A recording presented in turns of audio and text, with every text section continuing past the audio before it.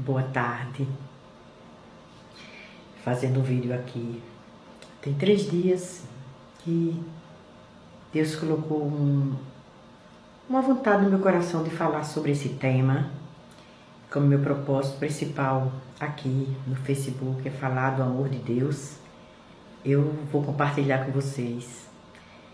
Estou aprendendo um pouquinho de cada vez. Nunca saberemos tudo, né? Só Deus é o dono da sabedoria. Refletindo sobre você já pensou onde você vai passar a eternidade? Você já parou para pensar em algum momento da vida como a vida da gente é curta? Quantas pessoas quantas pessoas já desceram a sepultura, né? E ninguém sabe para onde elas vão, se vão ter vida eterna ou se vão provar a segunda morte. Eu quero refletir várias passagens, várias coisas que estou com vontade de falar e vou falar. Espero que a palavra de Deus não volte vazia, que fique algo no seu coração. Isaías 46:10 diz assim, falando que Deus anuncia o fim desde o princípio. Que anuncia o fim desde o princípio e desde a antiguidade as coisas que ainda não sucederam, que digo, o meu conselho será firme, farei toda a minha vontade. Tudo já está determinado por Deus. A palavra de Deus é a bússola que nos orienta. É a origem de toda a humanidade. Tudo está ali escrito. Tudo como começou. Deus criou todas as coisas. Criou os céus. Criou a terra para que o homem habitasse. Porque sabemos que existem vários planetas. O homem fica tentando descobrir, né, se há vida em outros planetas. Mas até agora nenhum conseguiu. Porque Deus criou a terra para o homem habitar. Quando Deus criou a terra, Ele criou todas as coisas, aí Ele fez o homem, fez a mulher. Né? E depois Deus formou já o Éden, que era o lugar da habitação de Deus na terra. Quando Deus descia na terra, na viração do dia, para falar com Adão, era no Éden, no jardim do Éden, o paraíso de Deus na terra. Gente, os 2 primeiros livros de Gênesis, se você ler, você vai ver falando toda a criação, toda a obra da criação de Deus, e fala do jardim do Éden, né? E o Éden era o lugar distinto da terra. E quando o homem foi expulso do Éden pela desobediência a Deus, Deus colocou anjos, né? Tem outra palavra que ele fala que é para guardar o caminho da árvore da vida. E só tinha acesso.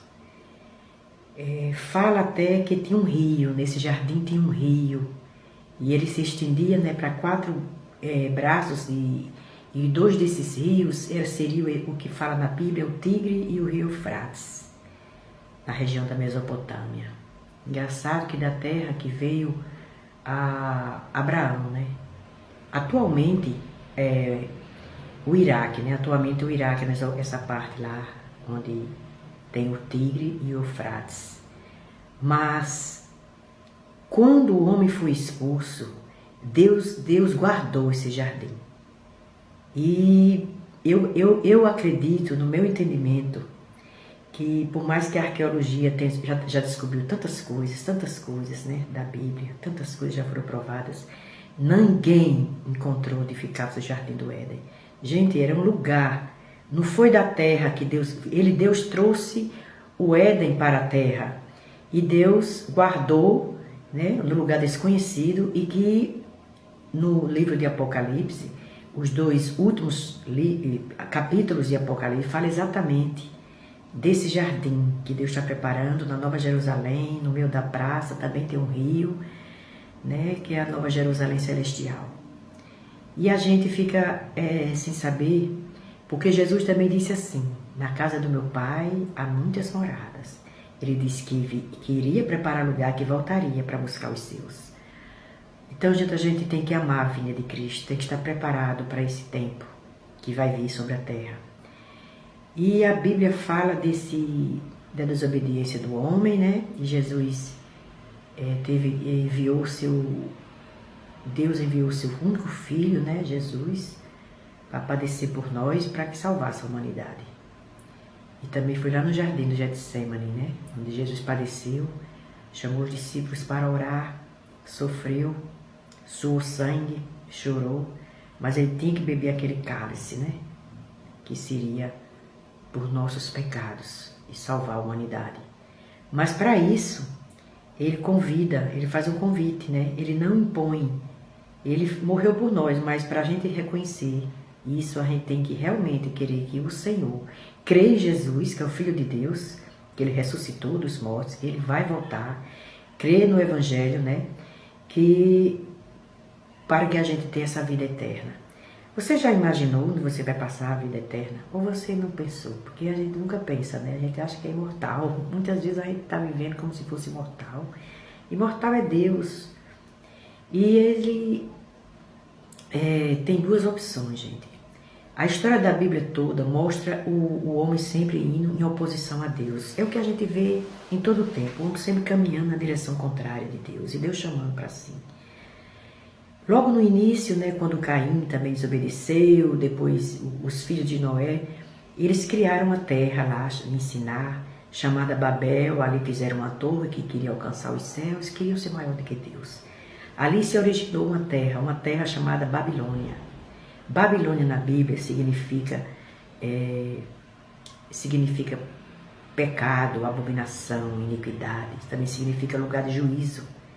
A Bíblia fala tanto da Babilônia terrestre como da Babilônia espiritual. Por outro lado, Deus fala também da Nova Jerusalém, que vai descer sobre a terra. Essa morada que o Senhor Jesus falou é a Nova Jerusalém, gente. Deus fará novos céus e nova terra. Exatamente como ele fez no princípio, né? Nós vamos voltar para esse paraíso. Nós vamos voltar. Deus está preparando este lugar para nós. Eu creio que já está tudo pronto, né? Porque o Senhor, ele já nos fez, nos criou com tudo determinado para cada um de nós, nos nossos dias, o nosso tempo aqui na Terra. Mas assim, a gente tem escolhas, né? Fazer caminho de vida ou caminho de morte. A gente que vai escolher. E para isso, gente, Deus faz o convite, né? Porque o reino dos céus é como um tesouro escondido no campo. Então, cabe a gente buscar, querer fazer parte desse reino. Porque, gente, quando a gente olha para a história da Babilônia, vamos falar um pouquinho da Babilônia terrena. Ela fica entre a região do Iraque, fica ali no Iraque, na antiga Mesopotâmia, né? Teve várias civilizações, né? Sumérios, acádios. E a Babilônia também representa juízo de Deus. Quando os reinos foram divididos por desobediência, o reino do norte foi para o cativeiro assírio, né? E na Babilônia. E o reino do sul, mais tarde, foi também para o cativeiro babilônico, que passou 70 anos o povo de Deus por causa da abominação, da idolatria, de outros deuses. Então a vida inteira é assim, o povo se volta para Deus, dá as costas para Deus, e Deus sempre fazendo convite. Mas um dia, gente, a Babilônia também vai ser um juízo para quem ficar aqui, na grande tribulação. Ela representa o juízo.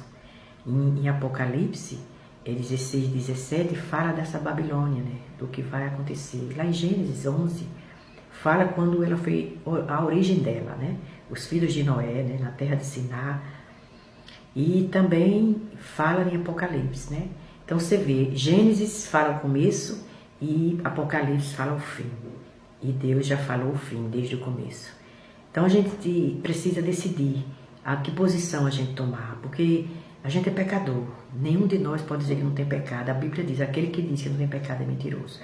Mas a gente escolhe viver no pecado, que seria, no caso, iniquidade, ser iníquo. Aquele que comete a iniquidade e não se arrepende, ele não tem salvação, gente. Porque nessa nova Jerusalém, que descerá do céu, que nós podemos chamar do reino milenar de Cristo, na terra de Jerusalém, a terra santa, a única terra que o Senhor menciona na Bíblia, né? A terra que Ele ama, a terra. Então Jesus vai governar a terra. E Ele vai ter um reino de reis e sacerdotes. Então aqueles que estão se preparando para este tempo, que amam a vinda dele, Então esses vão habitar nesse reino. Por enquanto a gente só tem um reino espiritual, né? A gente faz parte do reino de Deus, um reino espiritual, mas esse reino será físico. E Deus sempre coloca isso no meu coração, gente. A vida daqui é muito curta. Lá em Salmos, tem um Salmo de Moisés que ele diz que a nossa vida é de 70 ou de 80 anos, mas é com muito enfado. Às vezes eu converso com minha mãezinha e ela, tô cansada, minha filha, hoje eu tô assim, e eu já entendo. Porque a Bíblia diz, depois de 70 é só enfado. Então, gente, a vida da gente é curta. Então, muitos vão ficar aqui e vão passar pelo juízo, pela ira de Deus, gente. Se você olhar para a história da Babilônia, gente, a Babilônia depois de, acho que 1700 anos, depois de Cristo, acho que ela se tornou um montão de ruínas. Ela foi encontrada pelos arqueólogos, as ruínas, gente, como disse Jeremias e Isaías. Ela se tornou um montão de ruínas, ninguém ia habitar lá. Nem turista vai lá, você não vê falando. E ela foi descoberta pelos arqueólogos, as ruínas, e quando o Saddam Hussein ainda estava vivo, ele tentou reconstruir. E tem uma inscrição lá, que eu vou postar nos comentários esse vídeo, falando um pouco da história, um vídeo bem curtinho. Ele dizendo, né, dizendo que era forte, que era o Iraque, o glorioso Iraque, que ia reconstruir a Babilônia, representando o Nabucodonosor. Gente, ali era uma terra de moralidade, de promiscuidade, de idolatria, gente, e abominação a Deus. Idolatria, adorava outros deuses. Né? Quando o Hammurabi foi o primeiro imperador do reino da Babilônia, ele criou o primeiro deus, né? O deus Marduk. Depois vieram o deus do sol, o deus da lua, o deus da fertilidade, o deus da chuva. Então eles viviam nesse paganismo. Então Babilônia representa tudo isso. E aí eu lhe pergunto, você quer passar a sua vida nesta Babilônia, no juízo, e entrar em juízo, ou você quer se preparar para o reino de Deus, um reino que Deus vai trazer para a terra, de Jerusalém, vai reinar sobre toda a terra, gente. Gente, que algo inimaginável, algo inimaginável. A Bíblia é a palavra de Deus, e vamos dizer que seja a escritura dessa terra prometida. Vamos dizer que ela é a carta selada, para que o mapa, né? O mapa para que a gente tem que ir aprendendo, né? A gente cai um pouquinho aqui, se levanta ali, mas a gente tem que tomar uma decisão por Jesus. Porque Ele é essa porta, Ele é o acesso. Por enquanto está nos convidando, né? Mas um dia Ele será um justo juiz. É isso, gente. Beijos no coração de todos.